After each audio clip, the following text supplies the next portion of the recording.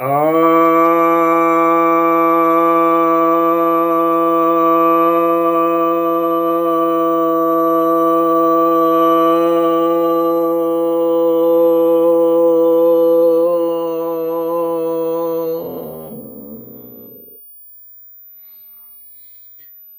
सभी भक्तजनों को सप्रेम नमन।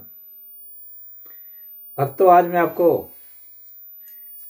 विचार, चरित्र और व्यवहार का रोग के साथ क्या संबंध है, इस विषय का इस सीरीज का अगला जो टॉपिक है वह माइग्रेन है। इस पर आज चर्चा करने जा रहा हूं। यह जो माइग्रेन रोग होता है जिसमें कि सर में काफी दर्द हो जाता है और उसके कारण बुखार भी आ जाता है। बुखार से लोग पीड़ित हो जाते हैं, फिर छटपटाते हैं, दर्द निवारक गोलियां खाते रहते हैं। जब बहुत लंबे समय तक यह प्रक्रिया चलती है तो ब्रेन ट्यूमर भी हो जाता है। फिर ऑपरेशन करके उस ट्यूमर को निकालने की बात होती है। ट्यूमर फट जाता है तो आदमी मर जाता है, यानी वह कैंसर का भी रूप धारण कर लेता है। तो यह माइग्रेन जो है यह क्यों होता है, हम आज सिर्फ वैचारिक स्तर पर बात करेंगे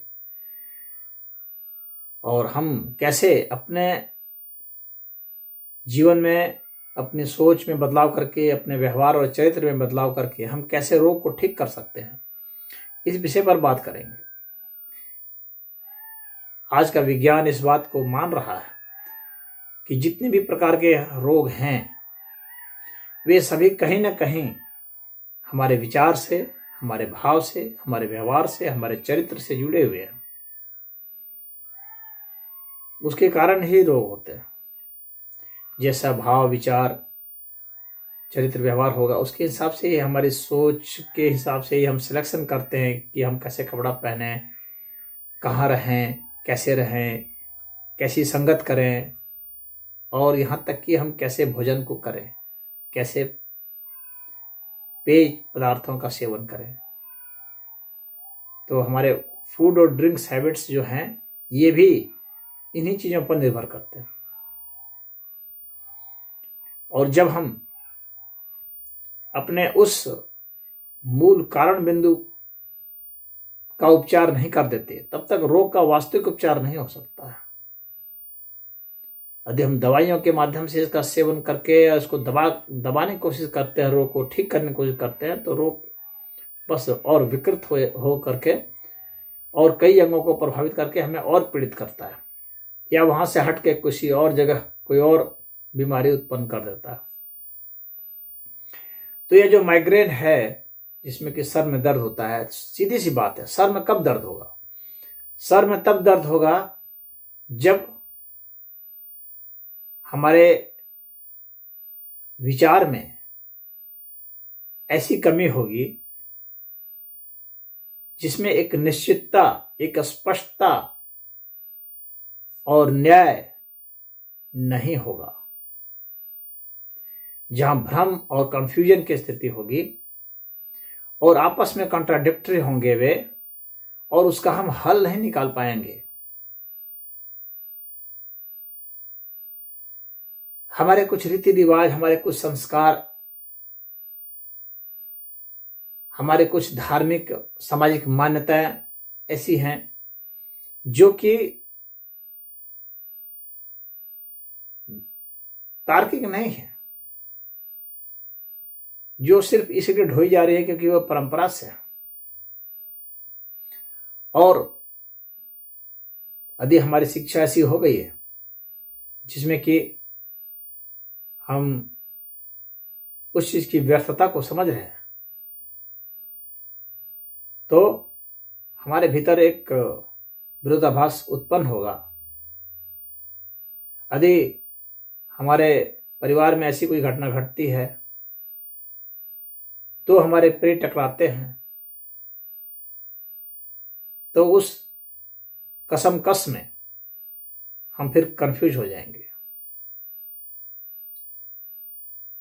तो हर स्तर पर, चाहे वो राजनीतिक स्तर हो, चाहे पारिवारिक स्तर हो, सांस्कृतिक स्तर हो, धार्मिक स्तर हो, हर स्तर पर आप देखेंगे कुछ न कुछ जो है विसंगतियां हैं, भ्रांतियां हैं, कुछ न कुछ कहीं ना कहीं अन्याय, कहीं ना कहीं दोष त्रुटियां हैं, आपको दिख जाती हैं, आपका दिमाग कह देता है, परंतु आप उसके खिलाफ में एक्शन नहीं ले सकते, कह नहीं सकते, बोल नहीं सकते, प्रकट नहीं कर सकते। अपने संबंधों को आपको बचा के रखने की जरूरत महसूस होती है, और उसका क्या होता है, उसका प्रेशर दिमाग पर बढ़ता जाता है,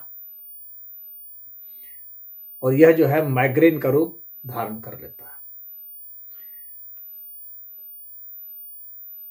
यहां तक कि हमारा जो सामान्य व्यवहार है, जैसे मान लीजिए कि हमारा जो सेक्सुअल बिहेवियर है, हमारा जो यौन व्यवहार है, उस मामले में भी हम अगर कमजोर पड़ते हैं, हम नहीं कह पाते, नहीं सोच पाते, नहीं बोल पाते, लज्जा के मारे या जिस चीज के कारण भी, या हमारे में वह कोई कुंठा है, या हम उस मामले में कमजोर हैं, तो वह भी माइग्रेन का रूप धरता है।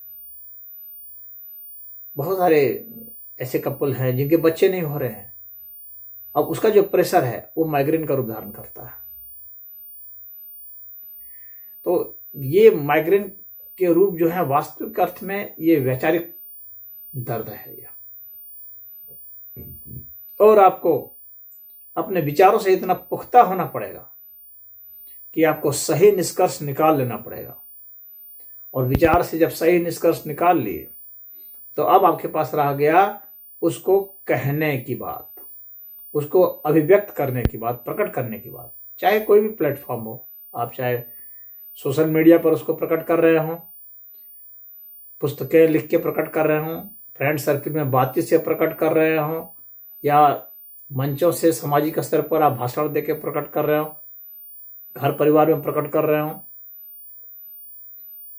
प्रकट करने की जितनी ही आजादी आपको ज्यादा होगी, वह माइग्रेन उतना ही कम होगा।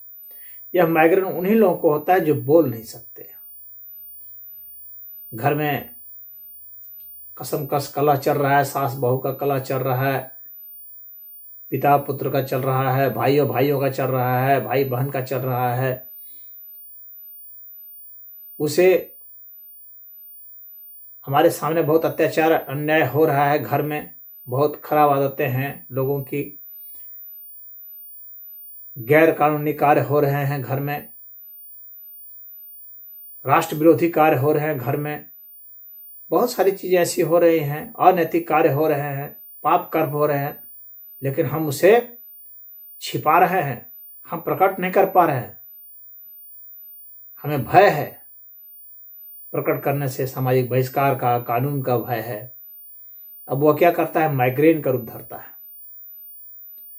तो यह जो वैचारिक आजादी जब हमारी छीन ली जाती है, बोलने की शक्ति, या हम में महसूस होता है कि हम बोलेंगे तो हमारा बहुत ज्यादा और कुछ नुकसान हो जाएगा, तो यह रोग का रूप धरता है। हम अपनी सामाजिक प्रतिष्ठा बचाने के लिए व्याधि को अपना लेते हैं। सदैव याद रखिए, जब भी सर दर्द होगा, इसका मतलब है कहीं ना कहीं आपको बोलने की आजादी आपकी प्रभावित हो रही है, कहीं ना कहीं आप अपने को प्रकट नहीं कर पा रहे हैं, अपने संबंधों को नहीं बचा पा रहे हैं, कहीं ना कहीं आप में पारदर्शिता की कमी आ गई है। तो आप सबके संबंधों में जब पारदर्शिता कमी आ जाएगी, सामाजिक संबंधों में पारदर्शिता कमी आ जाएगी, राजनीतिक संबंधों में पारदर्शिता कमी आ जाएगी, ये विचार घुमड़ घुमड़ करके जहर बनाता रहेगा। और वह जहर जो है, जब एक मिनिमम लिमिट के बाद, जो आपका मिनिमम जो टॉलरेंस लिमिट है, मैक्सिमम टॉलरेंस लिमिट है, तो उस मैक्सिमम टॉलरेंस लिमिट को जब यह मिनिमम लेवल पार करेगा, तो क्या होगा कि अब जो है वह आपसे झेला नहीं जाएगा, और वह दर्द के रूप में आना शुरू हो जाएगा। यह माइग्रेन के रूप में आने लगता है। सर दर्द रखता है, अक्सर सर दर्द रहता है, लोग पैरासीटामोल वगैरह गोली खाते रहते हैं, कालपोल खाते रहते हैं, काम चलाते रहते हैं, लेकिन इससे काम नहीं चलेगा। आपको अपने उस स्तर पर काम करना पड़ेगा, आपको अपने थॉट प्रोसेस पर अनुसंधान करना पड़ेगा, आपको विचार करना पड़ेगा, और कहने की आजादी ढूंढनी पड़ेगी। जब आप कहेंगे तो जहर निकल जाएगा। वाणी में इतनी ताकत होती है, या अभिव्यक्ति में आप लिखेंगे भी तो जहर निकलेगा। तो विचार जब भी प्रकट होगा, जो अब घुमड़ रहा है भीतर, उसका निकलना अनिवार्य है। जब वह निकलेगा, आपका जहर घटेगा, और जब आप उसको नहीं निकालेंगे तो जहर बढ़ता जाएगा और वह विस्फोटक रूप धारण कर लेगा, कैंसरस हो जाएगा, अंत में आपकी मृत्यु का कारण बन जाएगा। आप सोच भी नहीं सकते हैं कि विचार ही मृत्यु का कारण बन जाता है। इसीलिए वही लोग स्वस्थ रहते हैं, मानसिक रूप से स्वस्थ वही लोग रहेंगे, शारीरिक रूप से स्वस्थ वही लोग रहेंगे जो वैचारिक रूप से स्वस्थ है,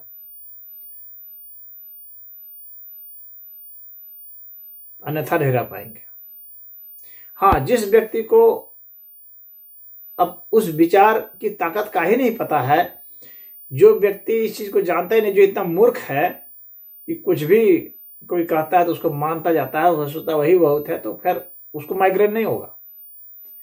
औसत बुद्धि से कम वाले को माइग्रेन नहीं होगा। जड़ बुद्धि वालों को कभी सर दर्द नहीं होता है, क्योंकि सर का काम ही नहीं कर रहा है, तो सर दर्द कहां से होगा। वो तो बहुत बेसिक लेवल पर जी रहा है, खाने पीने, उठने बैठने सोने, इन सब लेवल पर जी रहा है, उसका सर नहीं दुखेगा कभी भी। सर तो सिर्फ उनका दुखता है जो सोचते हैं, उन्हीं का सर दुखेगा। जो सोच नहीं सकते उनका सर नहीं दुखता है। तो इतना याद रखिए, माइग्रेन की समस्या उन्हीं लोगों के लिए होती है। अब आपको इसके लिए क्या करना है, तो जैसे मैंने बताया कि अपने विचारों का अभिव्यक्त करना सबसे अच्छी बात तो यह। दूसरी बात है कि जब हम इस तरह के विचारों को हम घुमड़ाते रहते हैं भीतर अपने, तो गर्मी पैदा होती है शरीर में।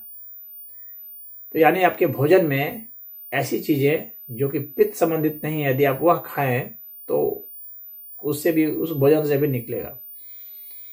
ऐसे पेय पिए जिसमें कि ज्यादा उत्तेजना नहीं होती है, फल के जूस वगैरह आप लेते हैं तो वह घटेगा। हरी सब्जियों, सलाद वगैरह का ज्यादा सेवन करते हैं तो वह घटेगा, यानी आपका यह रोग ठीक होगा। तो फ्रूट्स बढ़ा दें, सलाद बढ़ा दें भोजन में, तो आपको इसका इफेक्ट दिखेगा। और प्राणायाम में आप अनुलोम विलोम प्राणायाम करें, नाड़ी शोधन करें, भ्रामरी प्राणायाम करें, बहुत ही फायदेमंद है। भ्रामरी, स्वर्णमुखी प्राणायाम करें, बहुत फायदेमंद है। ओंकार प्राणायाम करें, बहुत ही लाभदायक है।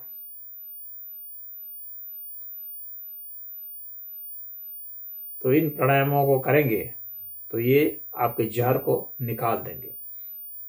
उसी तरह से शीतली प्राणायाम है, कवि प्राणायाम है, काकी प्राणायाम है, बहुत ही लाभकारी है। इन प्राणायामों को करें, आपको बहुत फायदा मिलेगा। आप ध्यान साधना करें, बहुत सारी ध्यान साधनाएं हैं। आप कम से कम जो है अपने विचारों का अवलोकन करें, बैठ करके अपने श्वास का अवलोकन करें, दिल की धड़कनों का अवलोकन करें, या चुपचाप बैठ जाए, कुछ भी अवलोकन नहीं करें, जो कुछ भी हो रहा है बस होने दें। शांति भाव से, साक्षी भाव से उसे महसूस करें, यह भी आपको लाभ करेगा। और कोई बहुत मधुर संगीत सुने, या मधुर संगीत स्वयं गाएं बजाएं स्वयं, तो यह भी आपको लाभ करेगा, आपका माइग्रेन दूर करेगा।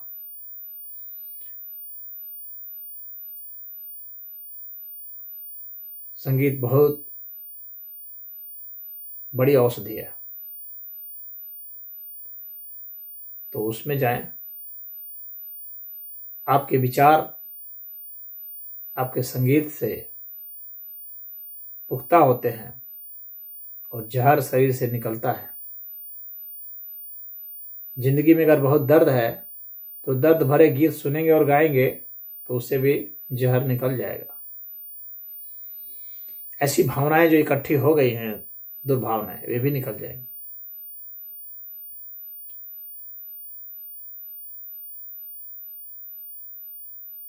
और